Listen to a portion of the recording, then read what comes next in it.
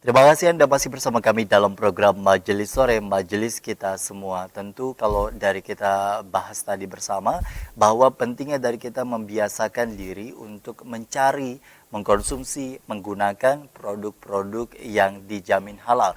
Kalau di Indonesia memang ada logo yang dikeluarkan oleh Majelis Ulama Indonesia yang tentu ini menjadi indikator utama untuk kita mencari tahu kekhasan dari produk halal itu sendiri. Tapi terlepas dari itu semua, tentu pasti ketika kita membiasakan ada manfaatnya dalam diri kita. Bicara mengenai manfaat dan keberkahan yang didapat ketika kita sudah begitu berhati-hati dengan menggunakan produk, terutama untuk memang benar-benar mencari produk-produk yang halal itu tadi, Pak.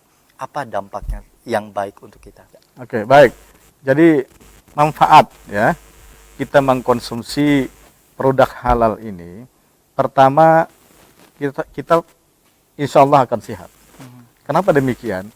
Karena dalam proses penentuan produk halal ini, makanan, minuman, dan pakaian, itu manakala ada unsur-unsur yang membahayakan tubuh manusia, itu akan dibuang. Ya, barang-barang atau unsur-unsur yang mengandung racun itu pasti dibuang.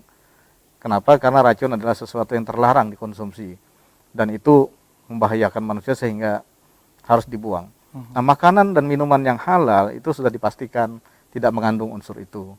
Jadi insya Allah kita akan sehat. Yang kemudian kedua, manfaat ya kita mengkonsumsi makanan dan minuman yang halal ini, tentu saja di dalam beribadah kita akan merasa enjoy, akan merasa nyaman, akan merasa ringan. Ya, kenapa demikian? Karena tentu saja Allah yang Maha Suci harus didekati dengan suci. Jadi di samping kita harus menghilangkan hadas, najis, juga unsur yang ada dalam tubuh kita juga kita upayakan harus suci. Nah, dengan demikian ibadah kita akan terasa ringan, akan terasa lezat, dan akan terasa tidak ada beban untuk melakukan ibadah sebanyak apapun dan kapanpun juga. Baik, artinya juga menjadi PR bagi kita bahwa ketika kita merasa berat untuk beribadah dan lain sebagainya, bisa jadi ada makanan-makanan yang subhat atau bahkan haram yang kita konsumsi. Tentu saja. Gitu, Pak, ya. Jadi indikatornya itu seperti itu. Indikatornya Manakala kita merasa berat, padahal sudah waktu sholat sampai masih saja tidur-tiduran, ya bahkan suara azan tidak dijawab, itu baiknya kita evaluasi.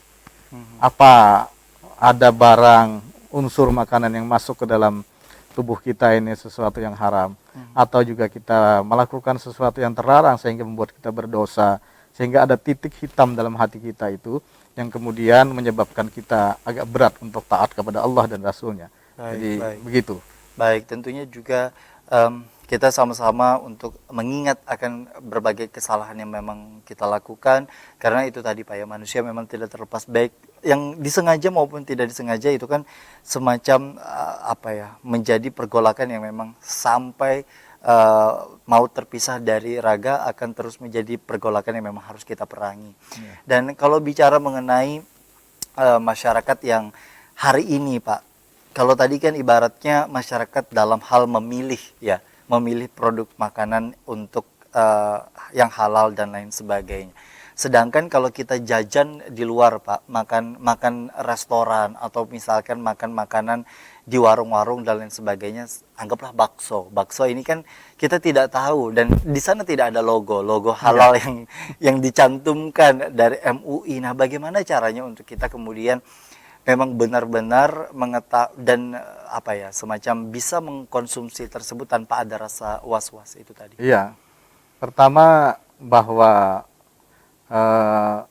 harus kita lihat, kalau contohnya bakso ya atau mie ayam gitu, apa saja campuran yang ada di sini, kita boleh bertanya sebenarnya kepada yang membuat, kepada yang menjual. Ini daging ini daging apa? Ayam betul? Atau ada unsur yang lain? Nah, kalau dijawab iya, kita yakini saja bahwa dia telah menjawab dengan jujur. Kita telah berupaya untuk memastikan bahwa apa yang kita makan, apa yang kita minum adalah barang-barang yang makanan yang halal, begitu. Tapi kalau dia berdusta umpamanya, ternyata ada unsur yang terlarang, katakan di situ ada daging tikus dan sebagainya yang tidak dihalalkan atau diharamkan dalam Islam, maka itu tanggung jawab dia. Baik. Ya, tanggung jawab dia, karena kita sudah berupaya untuk itu. Tetapi dengan demikian juga sesungguhnya sekali lagi bahwa negara harus hadir dalam hal ini. Jadi pemerintah daerah itu harus mempunyai kebijakan memastikan bahwa mereka yang berjualan, yang ramai dikonsumsi oleh masyarakat ini adalah menjual barang yang halal, tidak subhat, apalagi haram umpamanya. Baik. Begitu. Kan ramai dulu bahwa ada bakso di sana menggunakan daging tikus, lalu kemudian ramai dan akhirnya rugi, padahal dia tidak menggunakan itu. Nah, karena itu saya kira juga pemerintah harus memastikan membuat mekanisme ya di samping undang-undang yang ada, tetapi secara pasti dalam tataran usaha kecil menengah itu harus dipastikan kalau mereka mengkonsumsi membuat itu, pemerintah harus membantu memastikan kehalalannya. Baik, baik. Dan itu tadi sekali lagi bahwa memang perlunya ada ikhtiar terlebih dahulu, misalkan dengan bertanya itu tadi Pak ya, untuk memutus dari apa yang kita rasa ragu-ragu untuk kemudian mendatangkan kepada hal yang memang dapat kita yakini. Terakhir yang ingin disampaikan seputar tema kita pada hari ini. Jadi bahwa jaminan produk halal ini adalah mendapatkan jaminan produk halal adalah salah satu daripada mengamalkan ajaran agama kita, agama Islam. Nah, di Indonesia kehidupan beragama telah dijamin oleh negara, bahwa negara berdasarkan atas ketuhanan yang Maha Esa, kemudian negara juga menjamin kepada semua umat beragama untuk menjalankan agamanya dan beribadah menurut agamanya masing-masing.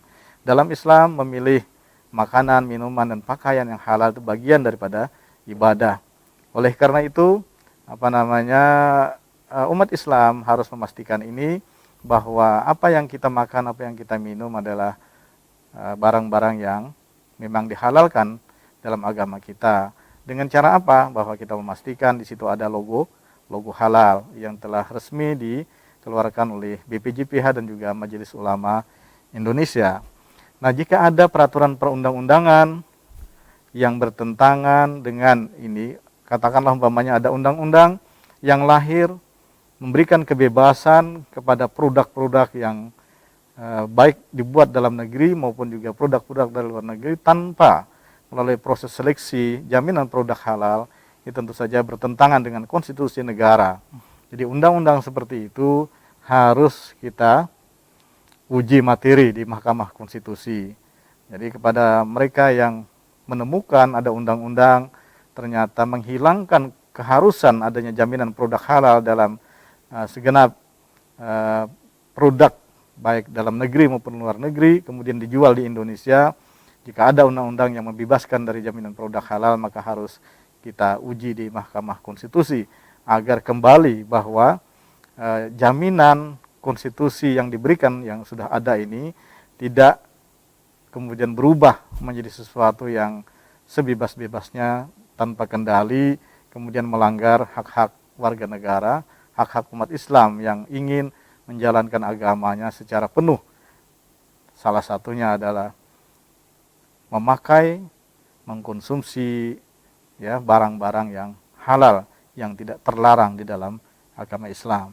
Saya kira ini penting kita lakukan sebagai kehidupan pribadi, keluarga dan masyarakat, karena negara telah memastikan, menjamin kepada kita semua untuk mengamalkan ajaran agama kita ini secara maksimal. Saya kira itu yang penting saya sampaikan. Baik, alhamdulillahirabbil alamin. Terima kasih Bapak Dr. Haji Jalaluddin M. Hum yang sudah hadir di studio Duta TV.